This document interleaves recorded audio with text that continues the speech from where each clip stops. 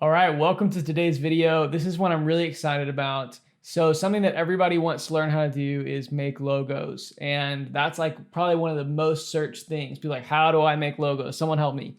And so I'm going to be doing a lot about logos because I know that a lot of people are looking for help in this area. And this is something I've wanted to do for a while. I'm just calling it logo repair.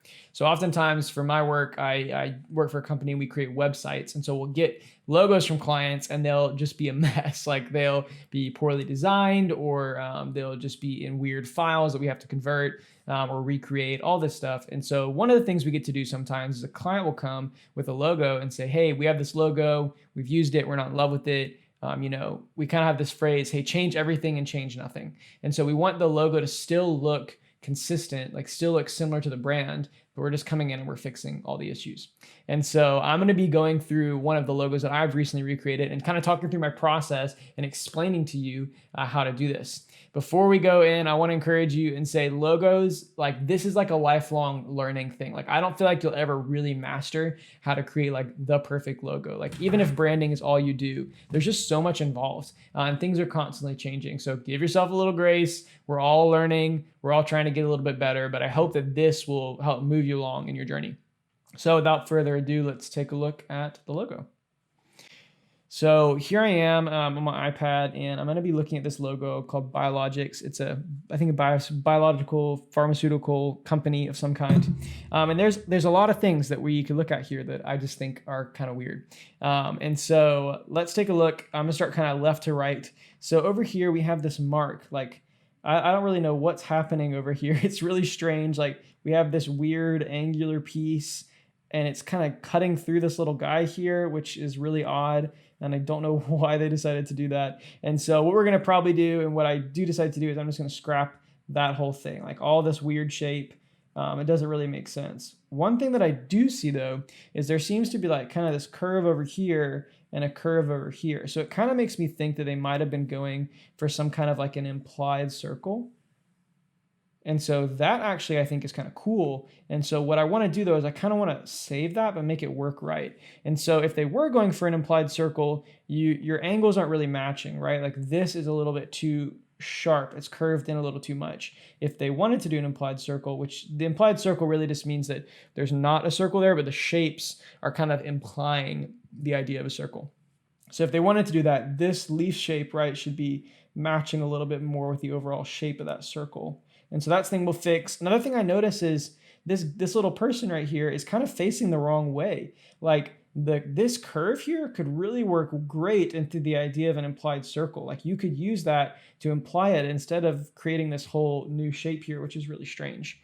Another thing that I noticed is that if you look here, like what is this? Like this angle is really weird. And even within the character itself, like some of these little angles are kind of strange, or like all this is a little bit, I don't know, gloopy. It just looks weird. So another thing that I noticed too is that there's a circle here, but then it would be really nice if it was also matched with a perfect circle in the shape of this little character. And then you kind of have some symmetry happening, which I didn't draw a perfect circle in the middle here, so I'll fix that. But anyway, then what you do is you have some symmetry happening, right? To where your negative space, which is the space that's outside of your shape. It's kind of like sometimes called white space. It's not always white though. Your negative space is going to feel consistent in the same angles as the circle itself. So we'll kind of fix that as well. The leaf, I'll kind of show you my thoughts. So basically, if we're going to do this implied circle, it looks like I could actually imply the idea of like a dot for this eye, but instead of a dot, like maybe there's a way to connect the leaf to where the leaf itself kind of becomes the dot to the eye, which could be kind of neat and just pull the whole thing together. Okay, so that's kind of this mark over here. There's some weird stuff happening. We're going to fix it. Now let's look at the type. This is just a mess. It's really rough. There are a few things. I'll start kind of left to right. You've got this gradient working out here, and it's not bad. It goes from dark to light, and gradients aren't the worst thing, but they are kind of old school, and I think when you use them, you got to use them right. And I don't think this is the best way. Like they need to make sense. They need to have a purpose. This is just kind of slapped on there. Another thing this is really, really big for me, and I think it's really important, so be aware of this, especially as you're creating logos. So you see we have the top and the bottom of this B. They should be the same. Like you have this B that's actually kind of interesting, but up here, like this angle is not the same as this angle. You see how this one's way sharper? And so there needs to be some consistency across the board. Like these all need to be exactly the same. And you kind of see it here too. But I mean, I'd even give it to them if all the bottoms and all were the same and all the tops were the same, but they're all inconsistent. Like these two, they don't match at all. You know, it's just kind of a mess. Another thing here is that we notice the spacing between this O and the L. These are really different. And so that kind of creates something weird. We want our kerning, which is the space between your letters, to be similar and to be consistent across the board. And so what I'll probably do is I'll probably just cut this guy off here at the bottom and just make this straight so that we can bring this guy in a little bit and make it more consistent. Another thing just about the overall aspect is that this is a very geometric typeface, which means that you got a lot of straight lines, you got a lot of perfect circles, or things that are inspired by geometry. And so that's not bad, but the thing is that kind of anyone can build that. Like it's kind of boring.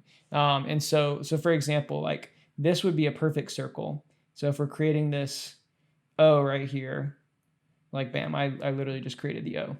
And so what I'm going to do is I want to change it a little bit. So whenever I have my finished product, what I'd like to do is I want to kind of squish it in some ways. So I'm going to bring the corners out a little bit. You'll see what I mean in a minute. And I want it to be a little bit less perfectly circular because I think it'll make it a little bit more interesting because you really don't want it to be perfectly circular because it just kind of looks boring and lacks character. Okay, finally the G and the X over here. Wow, this is what needs a lot of work. So looking at the G, weird things here, right? Like look at how the shape angles. Like this should follow that circle of the outside and it should be nice and perfect and smooth, but instead it starts to angle really weird. So that's not good. You've also got something happening to where, like we said, it's geometric. So you have this implied circle or actually a real circle on the outside of the G.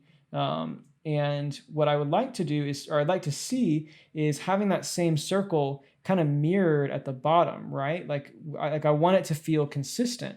And so in a perfect world, what this in my mind should look like would be something like this, to where we have our bottom shape kind of mirroring this top shape in some way. So you see what I mean? See how that's a little more consistent? Because right now it's kind of just jutting out at a weird angle, which you don't see anywhere else. And so that's just kind of weird. And then again, we've got this weird thing, you can see right here, to where this shape down here is inconsistent. Like this doesn't match up with the other areas. So when we go back, we're going to unify all that and make it the same. And then this X, oh my gosh, this is a mess. You can see there's actually very faintly, there's these lines cut through here, which means the shaping and somehow that it's built in Illustrator is just kind of weird. What on earth is happening with the ends of this X? Like this is just pretty odd. Like it's super lumpy and like this isn't even like a complete, like a nice circle. Plus what I think is that we have some straight lines over here and they're trying to mirror the curves of the O's and the G's and the B in this, but I think we'll do a lot better with like a real X. And then I can kind of bring in some of these curves, some of these little angles that are existing in the tops and the bottoms. And so there's a good bit to do here. So I'm going to go ahead and switch over and show you the finished product. I also took out the gradient and I think that's mostly what I've done here. So I'll swipe over. And so this is the revised logo. I hope you agree. I think it looks a lot better. As you see over here with our B, I've made the leaf significantly larger. And also the implied circle is actually really working here now. Now we have this thing that feels really cohesive. Like if I do this circle, you can see that it's kind of the same space all the way around. Like all this white space matches up perfectly. At some point I have to kind of come in a little bit and I have to kind of break that rule. But for the most part of this circle, it's working. Like it's implied, and that's kind of enough. And I'll show you in a minute how this actually can kind of become its own like favicon or its own little mark. Really common now, especially with things like social media that people have. You want to give them something in their logo that works in a circle. And so I also talked about how I wanted to make this implied circle around the head of the little character. And so we did that not only in the bottom part of the character, but also in the leaf as well. And so it all kind of makes it feel a little bit more cohesive and connected here. And then you can see with our font, I've removed that little curve guy, and all of this is consistent. all of these little shapes are exactly the same. I've like copied and pasted them meticulously to make sure that they all look exactly the same. Our G looks really nice. And if you notice, so here, I'll draw this for example. Like I said, these shapes are not perfect circles. Let's see, I'll actually make it a little bigger. Okay. See, as I'm going in here, it's not a perfect circle. It doesn't line up. It's a little bit fatter and squished, but it's great because it creates a little bit more interest. It's not so plain Jane. It's a little nicer. And then the X, like I said, we've brought in, it's basically the L kind of shortened and turned on its side and made a little crisscross. And so that's created what I think is a lot more successful logo. I'll delete all my writing here. Oops, here we go. So yeah, I think this makes for a lot more successful logo. Last thing I'll show you is this. I've created this mark, which is basically taking the B right out, and you have this thing that has the key factors of their logo. It's got the little guy, it's got the leaf, it's got the B, and it all just kind of works together really nicely.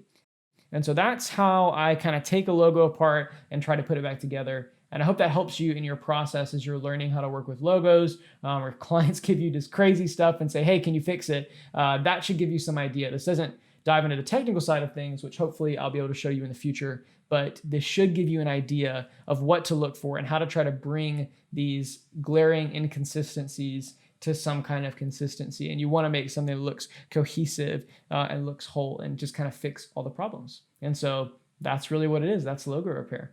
Thanks for watching, and feel free to like and subscribe. Got new content coming to you every week.